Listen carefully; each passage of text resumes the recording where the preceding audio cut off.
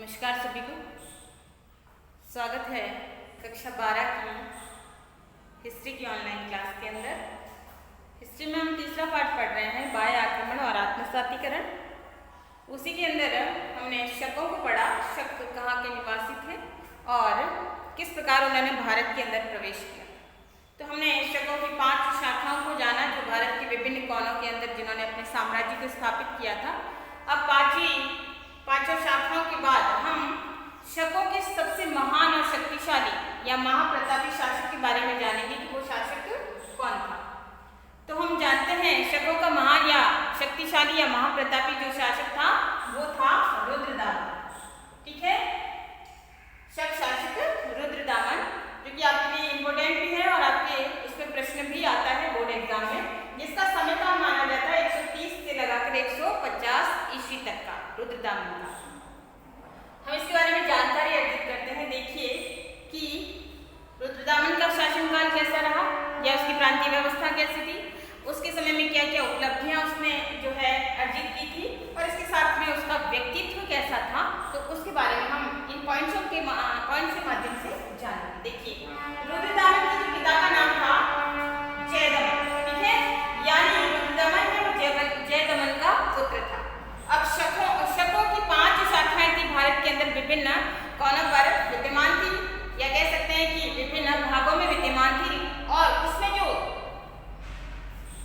इसकी जो चौथी जो शाखा थी जिसका पश्चिम भारत की शाखा, ठीक है, पश्चिमी भारत की जो शाखा थी उसमें गुजरात की जो शाखा थी, उस शाखा के अंदर उस शाखा का शासन लगभग 4 शताब्दियों तक विद्यमान, यानी 4 शताब्दियों तक रहा।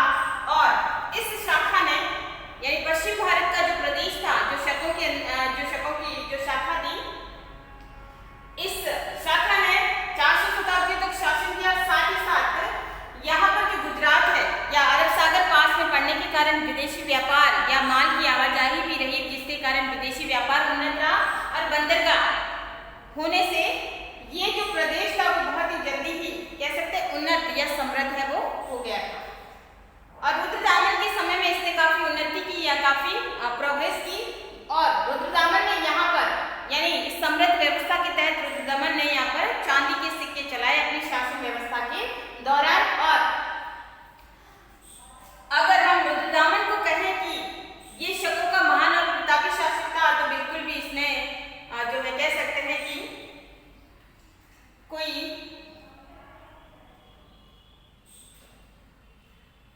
विशेष कह सकते हैं कोई अतिशयोक्ति नहीं होगी।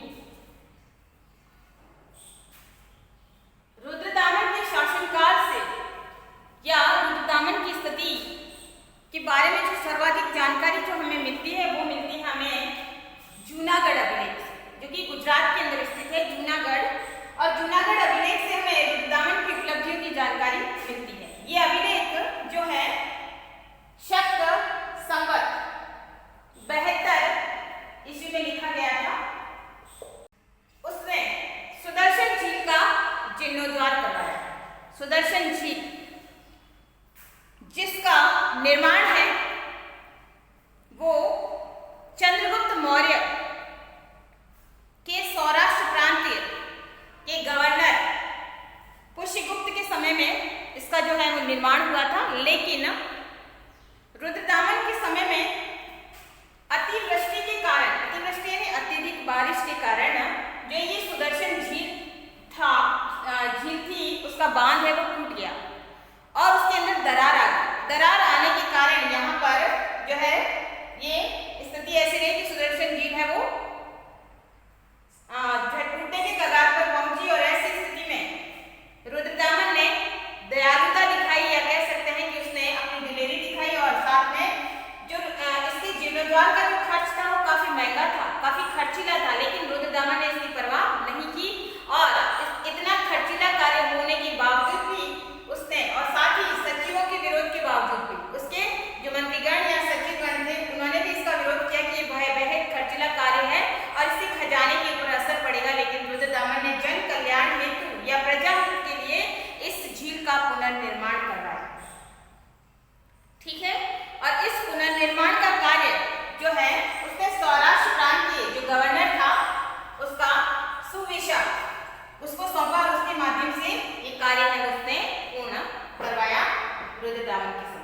तो इस प्रकार सुदर्शन झील का अगर जीर्णोद्धार अगर हम देखें, जीर्णोद्धार अर्थात पुनर्निर्माण कि पुनर्निर्माण देखें तो बेहद खर्चीला होने के बावजूद भी उसने अपने सचिवों के विरोध के बावजूद भी अपने खजाने की परवाह नहीं की और इस कार्य को उसने पूरा करवाया। तो यहाँ पर हम रुद्रदामन का एक बिंदु ले सकते हैं या हम उसका व्यक्तित्व जान सकते हैं कि रुद्रदामन एक महान प्रतापी शासक होने के साथ साथ ही प्रजावत्सल शासक था, यानी प्रजा की भलाई के लिए वो अपना खजाना भी खाली कर देने के लिए तत्पर था।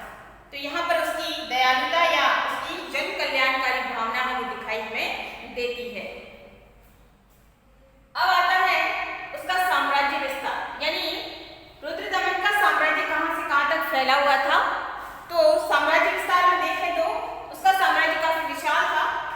उसने पूरी मालवा, अवंती, अनूप जो कि नर्मदा का तट प्रदेश था, मरु, सिंध, सौराष्ट्र, विंध्याचल, निषाद, कोंकण और भी कई प्रदेशों के ऊपर उसने अपना शासन है वो किया है। इसके अलावा मुल्तान, सिंध नदी के मुहाने तक का उसका प्रदेश है वो फैला हुआ था। गुजरात में काठियावाड़, उत्तरी कोंकण, पश्चिमी राजस्थान और सिंध प्रदेश जो इसके राज्य के अंदर है वो सम्मिलित थे। तो ये कह सकते हैं कि रुद्रदामन का साम्राज्य विस्तार भी पश्चिम भारत में काफी लंबा चौड़ा फैला हुआ था। अब हम रुद्रदमन की शासन व्यवस्था को समझते हैं। देखिए शासन व्यवस्था यानी साम्राज्य, रुद्रदामन का जो साम्राज्य था वो प्रांतों के अंदर विभक्त था, यानी उसने प्रांतों के रूप में अपने साम्राज्य को बांटा था और हर एक का कोई न कोई प्रांतपति होता था। प्रांतपति यानी प्रांतों की उसने व्यवस्था को हर एक अधिकारी को है वो सौंप रखी थी और वही अधिकारी वो प्रांत की व्यवस्था की देखरेख करते थे। उसकी अपनी मंत्री परिषद हुआ करती थी जो उसके राजकार्यों में उसको सहयोग देती थी, सलाह देती थी, परामर्श देने का कार्य करती थी। इसके साथ ही उसके सचिव, कर्म सचिव और अमात्य होते थे जो समय समय पर उसे राजकीय कार्य हेतु जो है सलाह मशवरा देने का कार्य भी करते थे। अगर हम रुद्रदामन की शासन व्यवस्था को समझें तो उसकी जो कर प्रणाली थी यानी जनता से कर वसूल करना, टैक्स वसूल करने की जो प्रणाली थी या उसकी शासन व्यवस्था थी वो धर्म पर आधारित यानी कहने को वो एक निरंकुश शासक था, लेकिन फिर भी उसके अंदर प्रजा हित की भावना है वो मौजूद थी, प्रजा की भलाई की भावना मौजूद थी और कहीं न कहीं जो है धर्म आधारित व्यवस्था है उसने अपने शासन के अंदर लागू कर रखी थी। और कर भी, टैक्स या कर भी जो लिया जाता था मुद्रा के रूप में, फसल के रूप में वो धर्म आधारित ही लिया जाता था, अतिरिक्त जनता का शोषण है वो नहीं किया जाता। अब हम समझते हैं रुद्रदामन का व्यक्तित्व अर्थात पर्सनालिटी जो बाहर दिखती है और खास इसके अलावा उसके आंतरिक गुण। ठीक है, तो दोनों प्रकार का व्यक्तित्व होता है, एक तो बाह्य व्यक्तित्व और दूसरा होता है आंतरिक गुण। तो रुद्रदामन का व्यक्तित्व कैसा था देखिए। रुद्रदामन एक जन कल्याणकारी शासक था। जन कल्याणकारी या प्रजावत्सल शासक था। कैसे था?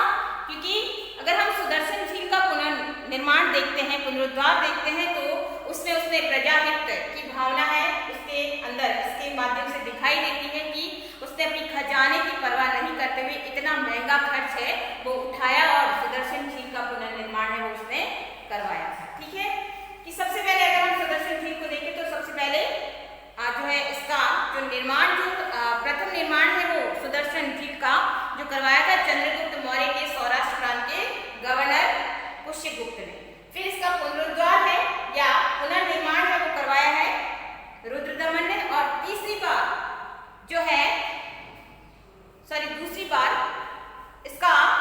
बार इसकी मरम्मत जो करवाई है वो स्कंदगुप्त ने करवाई है, ऐसा इतिहास कहता है। ठीक है,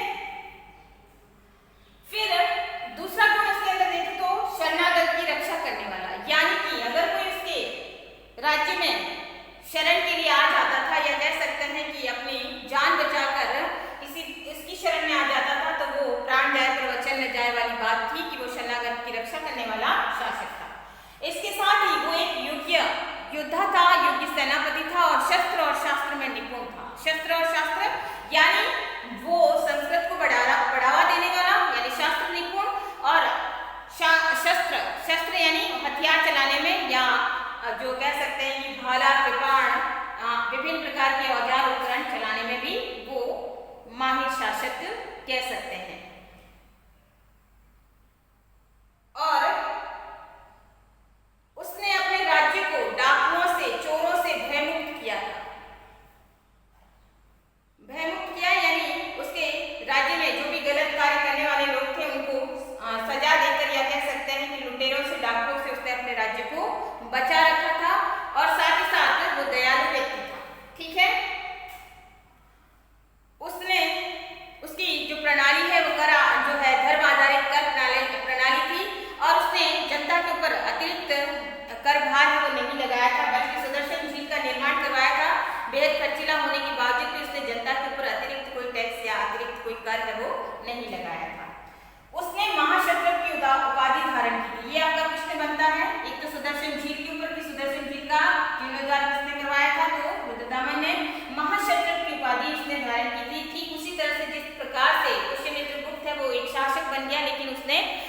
सेनापति की उपाधि को एज इट इज धारण करे रखा।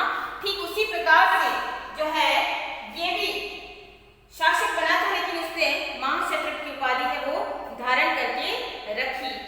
और इस प्रकार से साथ ही वो अद्भुत शारीरिक सौंदर्य का स्वामी था। शारीरिक सौंदर्य यानी बाह्य पर्सनालिटी भी उसकी काफी सुंदर थी, यानी अट्रैक्टिव व्यक्तित्व था उसका। तो शारीरिक सौंदर्य का भी वो स्वामी था। और इसके बाद तुतामन के बाद उसके अन्य उत्तराधिकारी आए हैं, जिसमें नाम आता है कमजाकर का,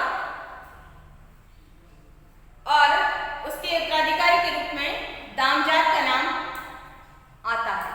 तो इस प्रकार से जो शक है विदेशी थे, मध्य एशिया से आए हुए सीथिया के मूल निवासी थे और सीथियन कहलाते थे, लेकिन लंबे समय तक ये भारतीय प्रदेश के अंदर रहे, 5 शाखाओं में विभक्त होते हुए, और अंत में ये शक यहाँ पर इतने शताब्दियों तक शासन करने के बाद इनका पूरी तरह से भारतीयकरण हो चुका था। भारतीयकरण यानी भारतीय सभ्यता में ये रम गए थे, भारतीय संस्कृति में ये पूरी तरह से रम गए थे, रच और बस गए थे। और इस प्रकार से अंत में ये भले ही बाह्य आक्रमणकारी थे, लेकिन ये वर्तमान में पूरी तरह से यह कह सकते हैं कि आने वाली कालांतर सदियों में ये पूरी तरह से जो है भारतीय सभ्यता के अंदर उन्होंने आत्मसातीकरण कर लिया, या फिर इसी सभ्यता के अंदर भारतीय संस्कृति के अंदर ये विलीन हो गए। तो ये था रुद्रदामन जो है शक शासक और उसका व्यक्तित्व और उसकी प्रशासनिक व्यवस्था। तो ये हमारा आज का पॉइंट था।